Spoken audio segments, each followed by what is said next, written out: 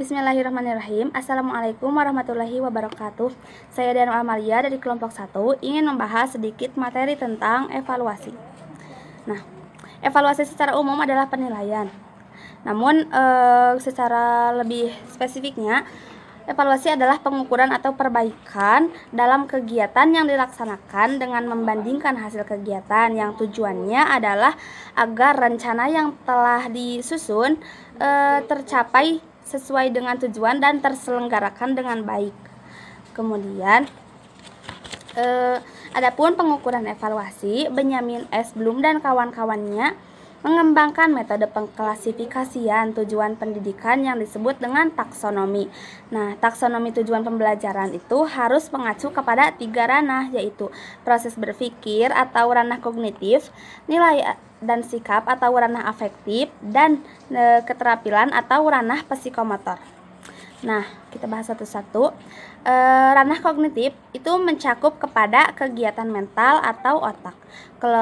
Kelompok ranah kognitif dibagi ke dalam 6 kategori dari yang sederhana hingga yang kompleks. Yang pertama adalah tingkatan kepengetahuan. Itu mencakup kemampuan mengingat kembali. Kemudian yang kedua, tingkatan pemahaman yang mencakup kemampuan membandingkan, menunjukkan persamaan dan perbedaan, mengidentifikasi, menganalisis dan membuat kesimpulan. Kemudian yang ketiga, tingkatan penerapan. Itu mencakup seorang pelajar sudah mampu mengaplikasikan informasi yang sudah dipelajari kepada situasi yang lain atau ke dalam kegiatan sehari-hari. Kemudian yang keempat adalah tingkatan analisis, itu mengenal kembali unsur-unsur atau informasi dan masalah. Kemudian yang kelima, tingkatan sintesis, mengkombinasi kembali bagian-bagian dari pengalaman yang lalu dengan bahan yang baru dan terpadu. Misalnya dengan membuat rencana atau menyusun usulan kegiatan. Kemudian yang keenam adalah tingkatan evaluasi, itu kegiatan yang menggunakan kriteria untuk mengukur nilai suatu karya atau gagasan. Nah, kemudian yang kedua adalah ranah afektif. Ranah afektif ini berkaitan dengan sikap dan nilai. Ranah afektif dibagi menjadi 5 tingkatan, yaitu pengenalan dan penerimaan, kemudian yang kedua pemberian respon, yang ketiga penghargaan terhadap nilai, yang keempat pengorganisasian, dan yang kelima pengamalan. Kemudian yang selanjutnya adalah ranah psikomotorik. Harau menyusun tujuan psikomotor secara hierarkis menjadi 5 susunan, yaitu meniru, manipulasi, ketepatan gerakan, kemudian artikulasi, dan naturalisasi. Untuk pembahasan lebih lanjutnya bisa dilihat ya di makalah. Kemudian yang selanjutnya adalah tes kemampuan bahasa.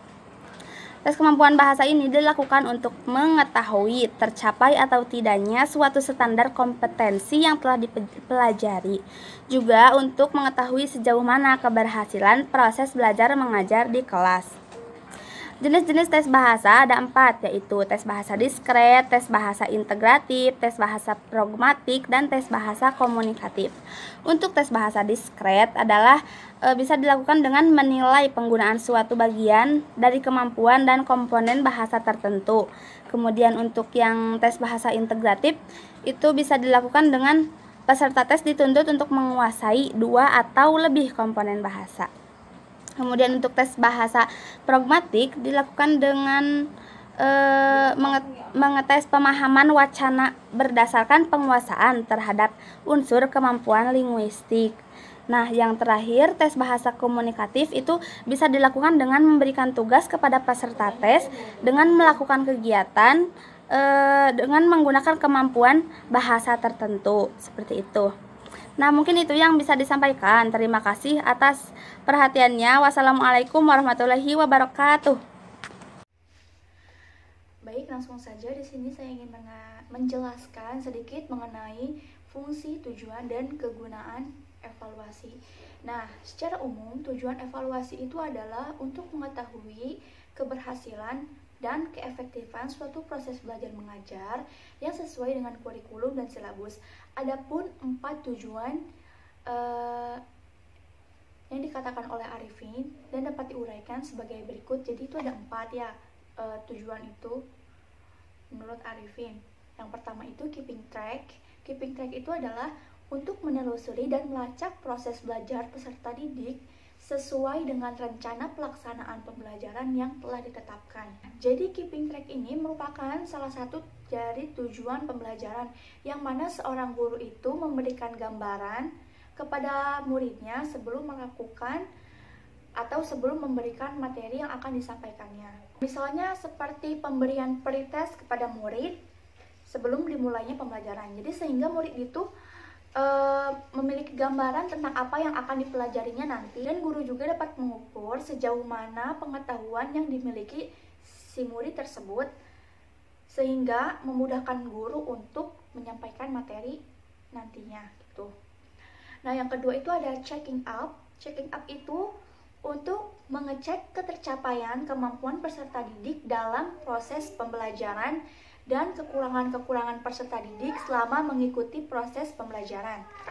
Di checking up ini, jadi si guru itu mengecek sejauh mana si murid itu menyerap materi yang disampaikannya. Dan guru juga perlu melakukan penilaian terhadap muridnya untuk mengetahui materi apa saja yang sudah diserap oleh murid dan apa saja materi yang belum diserap oleh murid atau belum bisa dipahami oleh murid. Jadi seperti itu namanya checking up.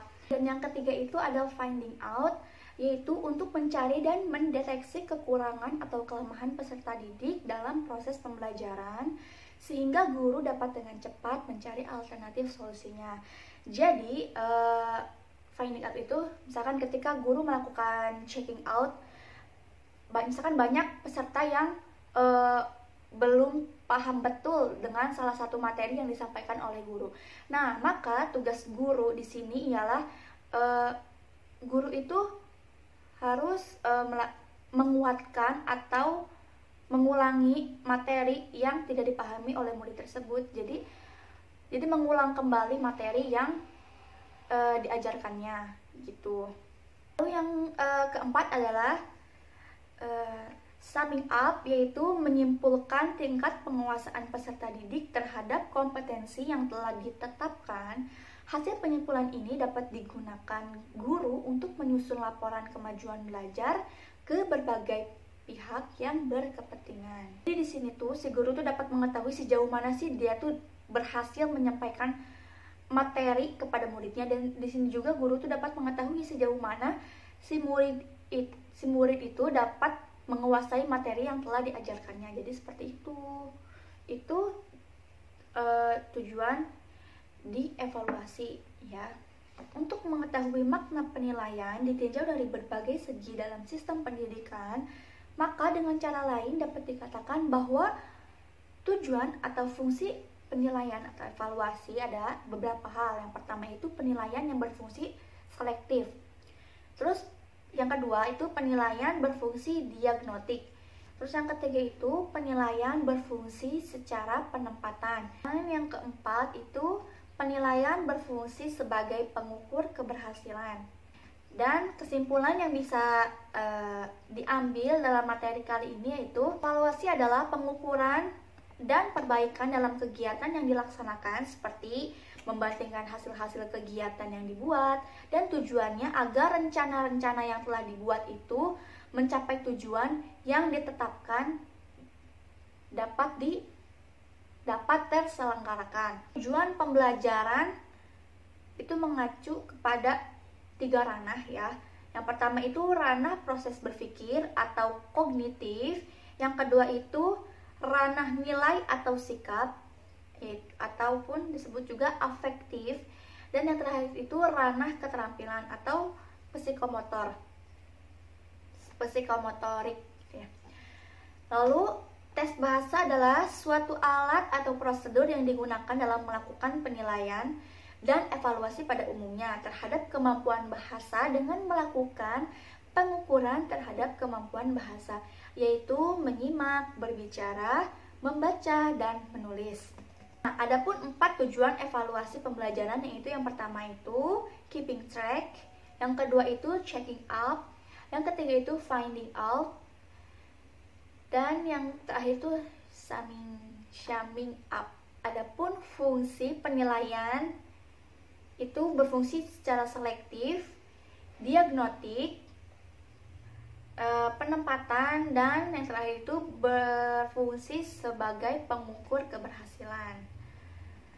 Baik, mungkin cukup sekian pembahasan yang bisa disampaikan. Apabila ada yang kurang paham atau kurang dimengerti, bisa ditanyakan di grup. Syukran kasiron ala kulli ihtimamikum. Wassalamualaikum warahmatullahi wabarakatuh.